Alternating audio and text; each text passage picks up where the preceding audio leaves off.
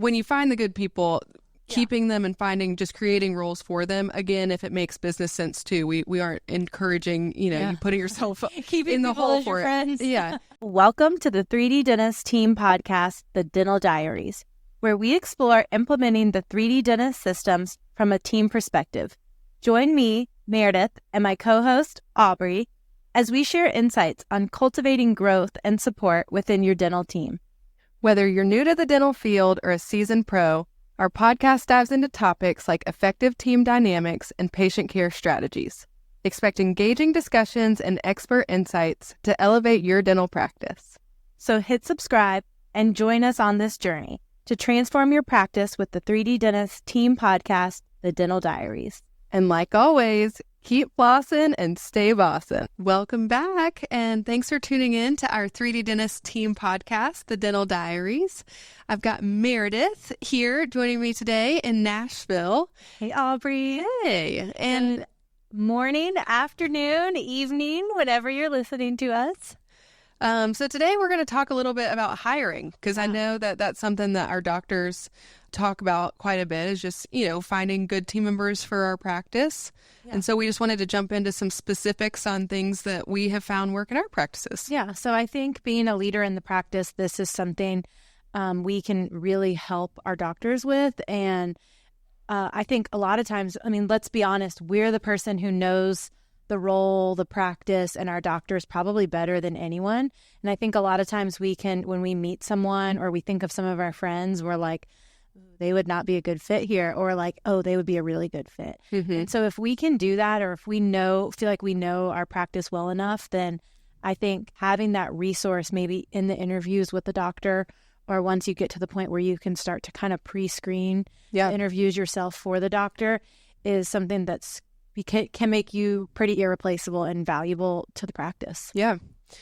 So one of the things that I think has helped a ton in our office is first just getting really clear on, which we say all the time, clarity is key.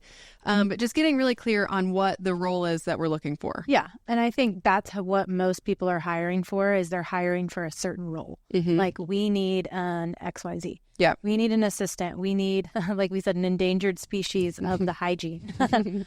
We need a doctor. We need a front office person. Yeah. And that's typically how we're attracting people. Yeah.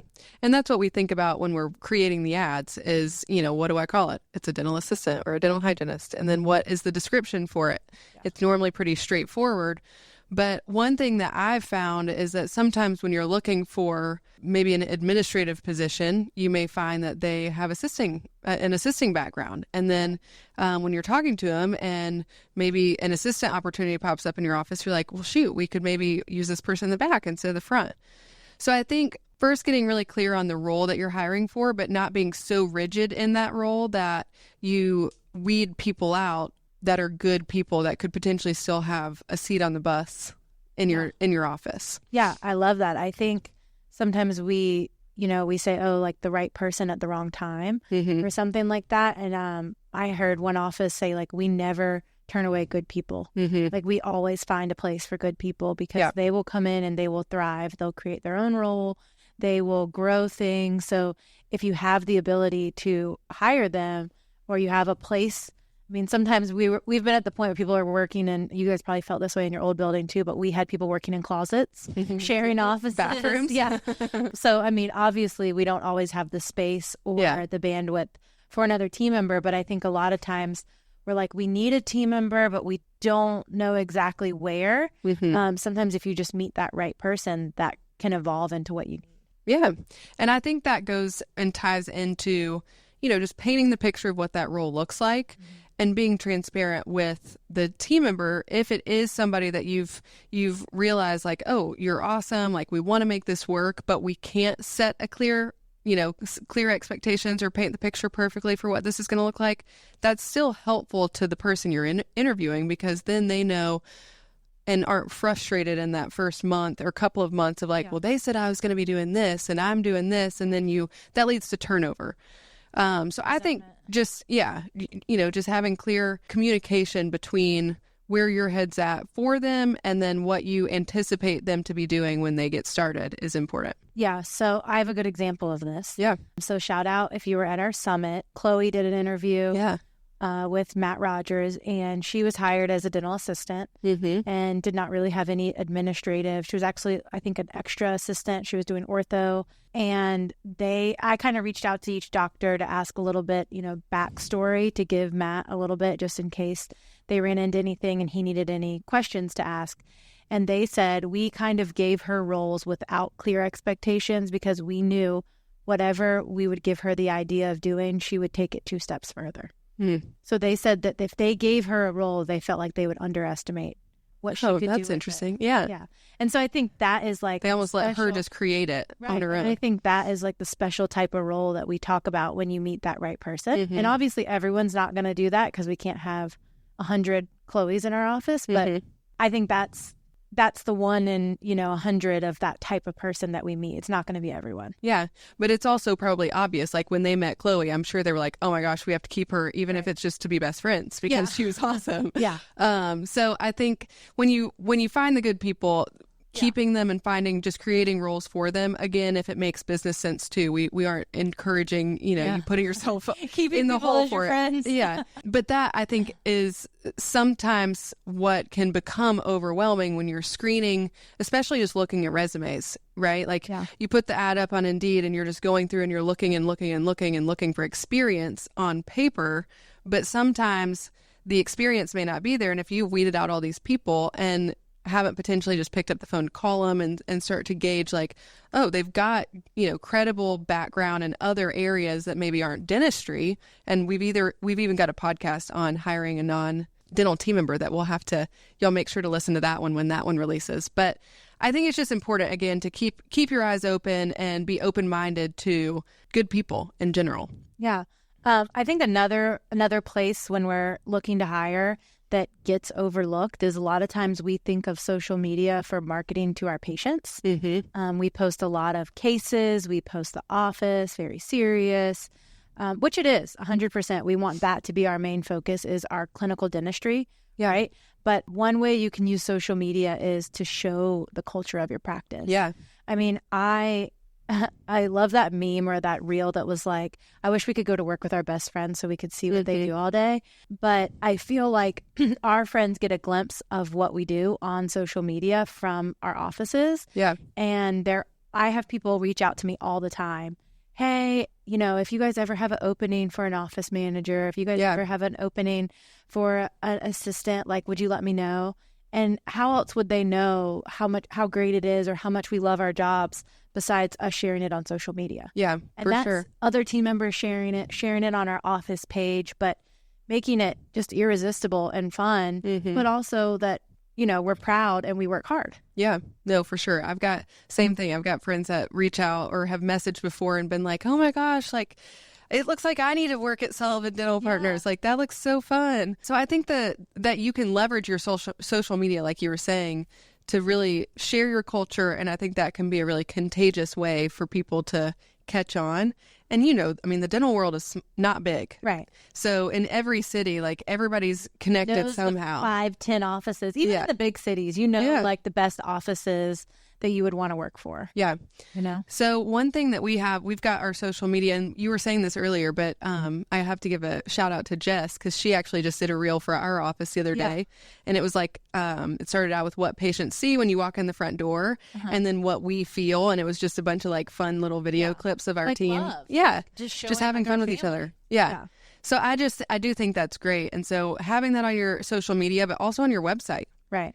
So we even have like a careers tab on our website that shows like, this isn't just a job. This is a place that you can literally work your entire life. You can be our Melanie, who it's her one and only job. And she's going to go out with Sullivan Dental Partners. That's going to be me.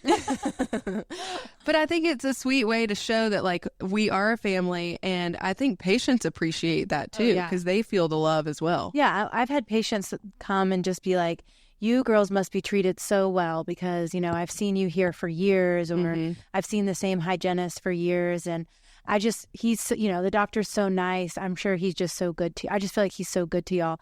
And I'm like, oh, we have the best times. We all like to spend, it says a lot when we're choosing to spend time with the people we spend 8 hours with a day. Outside of that. Spend some more time it's like, oh, let's go get a cocktail. Yeah, like that. We're spending more time with them than we are our families. So to genuinely, be at each other all day and then want to still do stuff together shows that it's a culture that's unlike anything else. Yeah. So, we talked about painting the picture. I think that just goes for like in the ad itself, making sure you're showcasing and leveraging, the team that you've got, the type of person you're looking for, the go-getter, the one that's got strong work ethic, somebody that loves to grow, somebody that's coachable, even people that have experience. You want to make sure that they're willing to learn and do things potentially a different way, because not every office is the same. And then we typically, like, where we've had the most success is just with Indeed. Personally, Indeed is is one of our favorites. And then we've also used Dental Post. We post in Facebook groups. So like our hygienists, we'll make sure that they're posting. If we're looking for a hygienist, they'll post in all of their Facebook groups. Because again, it's a network. And so the more that everybody as a team is sharing the information about what we're hiring for, it's not all falling on the doctor. Yeah. I think that helps take the weight off a ton. Yeah. I think in a hot spot like Nashville or Florida, places people really want to move to, I feel like you would have. You just put Nashville and Florida in the same bucket. I love that. Like the same places, the only places I would move. But I'm just thinking, like, somebody who wants a new beginning, like those would be places people would move for a job, probably. Yeah, yeah.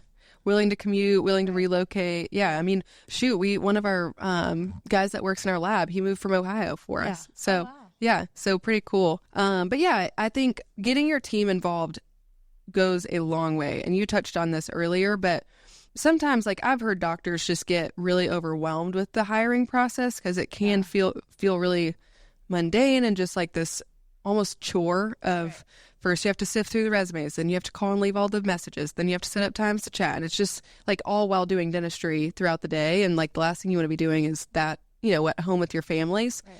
So I think it's great to have team members help with that. Absolutely. I think one thing that T-Bone has said to me in the past is you're the one that has to work with them knee, and you're the one that has to sit up front with them and, literally sit 2 feet from. Yeah. So I want you to like that person, enjoy that person. And, of course, they have an idea of who we are, just like we have an idea of who our doctors are. Yeah. But for us to meet and hit it off, and then for them to, even if they don't value it or use it, but for them to ask our opinion on it makes us feel valued as a leader also. I think the thing with hiring, like you mentioned, it makes, feel mundane, is it's change. And nobody really, if we're hiring new people, whether we're growing or whether we've lost team members, recently we've had moms become stay-at-home moms. We've had people had to move for their husbands' jobs. With a lot of women in, even with great culture, we're going to lose members. It's going to be part of it. Yeah. So it's change. And whether we're growing or we're just changing team members, it's hard and it's different. And especially sometimes we get so set in our ways that it's like, I wish I didn't have to do this. Yeah. So if we're able to take any of that lift that off their shoulders, it also benefits us. Because like I said, we're the ones that have to work with them. Yeah. That's what we've learned, that because in the beginning, I remember when I started helping with the hiring process, I would get so frustrated because I would work really hard to like just getting people in the door for interviews. Well, and I feel like you're investing in them, and if it doesn't work out, you feel like it's my fault almost, or you're a part of it. Yeah, you want it to make it work out, which I also think makes us train people better, makes us spend more time with them, get to know them, because we're invested in them. Yeah. But the flip side of sometimes what would happen is like the team would be like, I don't know. I don't know if it's a good fit. And if they're helping in the process and seeing like, okay, there's 50 applications, 2 people answered and one sounded like it would be a good start, like then they would have a better appreciation of like where you started, I guess. Yeah. So the more they're involved in the process, I think that's helped them understand, like, oh shoot, sometimes it's hard, like you said, they're endangered species. So sometimes you can be picky, sometimes you can't. Yeah. All depends on the economy. Yeah, the economy, and then just where you're at as a business as well. Sometimes you just need, people to fill the space, and then sometimes you're really looking to, grow that role and find potentially somebody that suits that role a little bit better. Yeah. So another thing I always like, we really emphasize when people come in to interview, once we've done the phone interview and have gauged, like, if we think that they're going to be a good fit or not, we will have them come in for an in-person interview, and we always like for them to come to morning huddle. That's a great idea. So not only does that help us see, okay, can they come on time? Yeah. Can they be here at 7:15? And will they prioritize that? Yeah. But it's also a good chance for them to just get to meet everybody and see, again, a taste of our culture and how we start our day every day. And your jokes. I mean, what more could they want? Yeah. So it just helps everybody get to meet them right out of the gate before they get started with their patients. And then we have them hang out for a little bit after that so that they can just see how we work, function, and flow throughout the morning. Yeah. So we always try to do a working interview. Yeah. Just kind of puts them to the test and kind of throws them right in. But it's kind of also part of the training. Mm-hmm. A lot of questions on pay and all of that. I feel like we get a lot, but yes, they are typically paid. But it's also great when you're down a hygienist because they can actually see patients if they're licensed. Yeah, for sure. And then another option, if maybe it doesn't work out, just timing wise for them to come in the morning, is them coming around lunch and like the department that they're interviewing for going to lunch with them. Yeah. Because there's nothing better than like getting the scoop and like learning all the ins and outs of that person's life, with going to lunch. So just, it's a chance to get people out of the normal interview, like, comfort zone, and at a desk across. Exactly. Just makes it more relaxed. Do you have any questions for me? Do you have any questions for me? Mm-hmm. Just come see what we're about. Let us know what you're about. And if it's a good fit, let's work together. Yeah. So those are just some of the tips I feel like have worked for us, when we're looking to hire somebody and bring on new team members. And I think the biggest thing, again, at least that I've learned, is good employees are worth the wait. So just filling or hiring somebody to fill a role sometimes is not the best fit. Like, it's worth waiting if you're, making those decisions. Available. Yeah, and able to. And then also just not being so rigid in your thought process and open to, when you find a good person, like creating a role for them. Yeah. So hopefully this was helpful. We definitely, like I said, we've got another podcast on what it looks like to hire a non-dental team member. Currently got Melissa. She works on our front office team, but she had a marketing background. And so she was just, as soon as I heard her voice on the phone, I was like, oh my goodness, you're an angel. Yeah, I love that. So that would be a great podcast for you guys, or episode for you guys to listen to when that one releases. Well, we'll see you guys next week. Yeah, and keep flossing and stay bossin'.